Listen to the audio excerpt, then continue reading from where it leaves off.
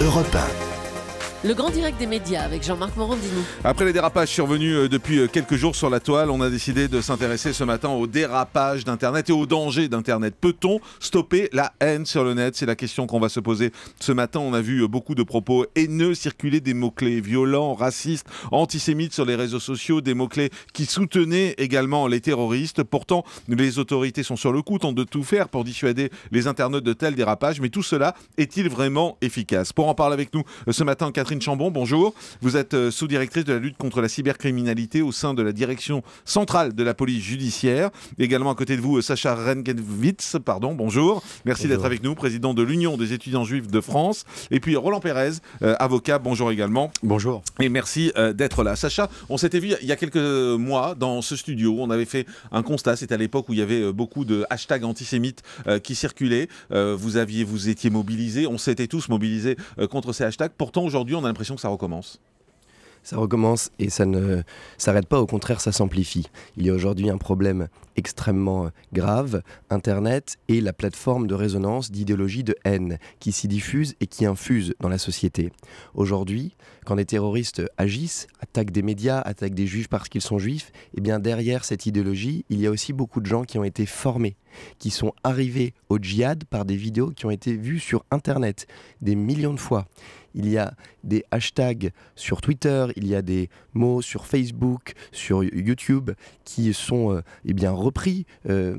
Évidemment, énormément de gens tweetent « Je suis Charlie » et c'est fort et c'est bien, il faut que la France se lève et dise « Je suis Charlie ». Mais dans le même temps, énormément de jeunes, des milliers, des dizaines de milliers ont tweeté « Je suis Kouachi ». Quand on tape le hashtag « Je suis » sur Twitter, la proposition, la première c'est « Je suis Charlie », la deuxième c'est « Je suis Ahmed », le nom du policier qui est mort dans ses fonctions en essayant d'arrêter l'attaque, et le troisième hashtag c'est « Je suis Kouachi ». Ça veut dire qu'il y a des gens qui se revendiquent, qui s'identifient aux terroristes, et il y a une impunité quasi totale dans ce domaine.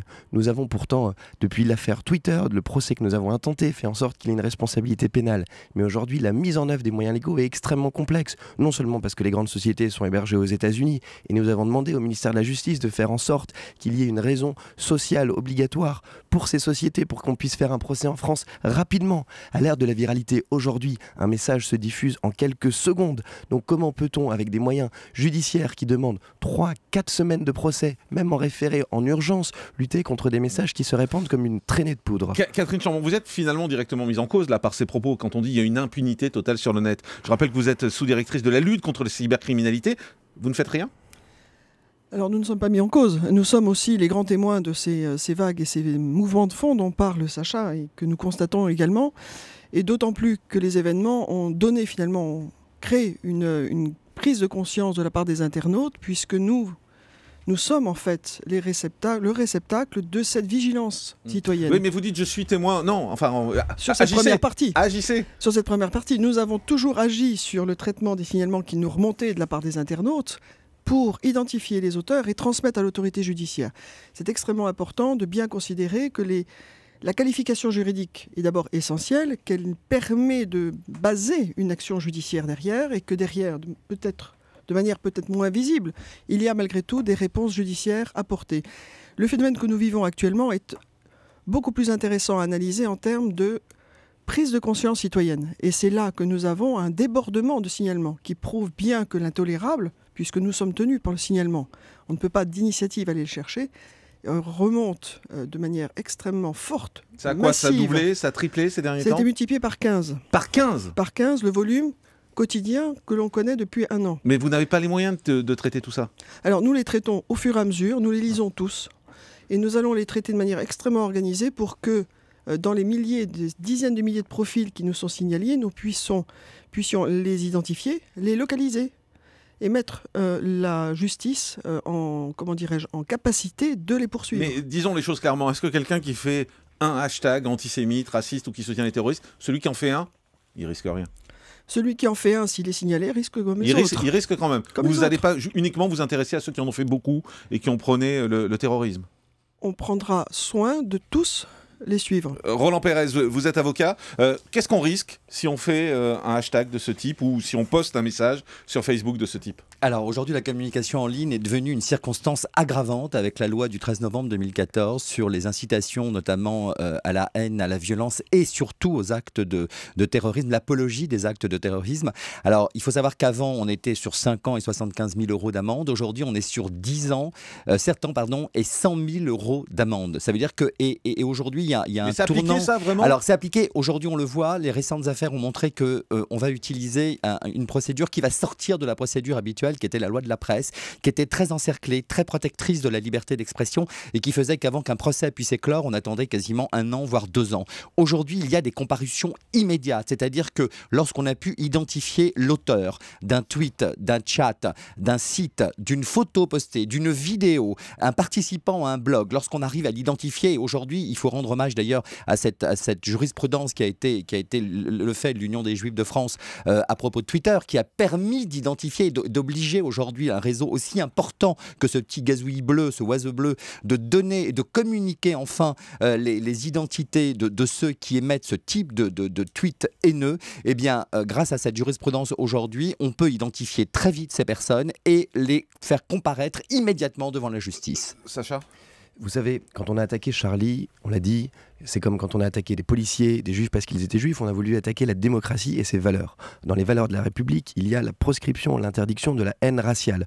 Aujourd'hui, malheureusement, Internet est un espace où cette force républicaine est contournée. Et donc c'est extrêmement important, non seulement qu'il y ait des lois qui soient plus fortes, et il y a énormément de travail à faire là-dessus, mais aussi non seulement alors qu'on attaque beaucoup des gens en justice qui ont posté ces messages pour que ça fasse symbole et qu'on arrête de dire tout et n'importe quoi sur Internet, mais qu'on attaque aussi les prescripteurs de haine. Et quand je vois que Dieudonné a tweeté « Je suis Charlie Koulibaly » et que ça a eu une influence énorme auprès des milliers de jeunes qui suivent Dieudonné, je crois que c'est très important que le parquet ait poursuivi en justice. Je salue cela. Il faut que la France, comme elle s'est levée debout pour Charlie Hebdo, se dresse comme un seul homme contre ceux qui utilisent Internet pour saper l'autorité, pour saper la loi et pour saper les valeurs de la République. On va aller au Standard d'Europe, on va voir ce qu'en pensent nos auditeurs. Bonjour Olivier.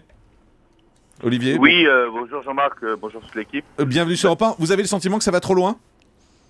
Oui, je pense que ça va trop loin parce que c'est vrai qu'on se demande maintenant, comme je disais tout à l'heure à votre collègue à l'antenne, c'est qu'il y a plutôt ce sentiment où les gens maintenant, j'ai plutôt cette vibration qu'ils attendent d'avoir des j'aime plutôt.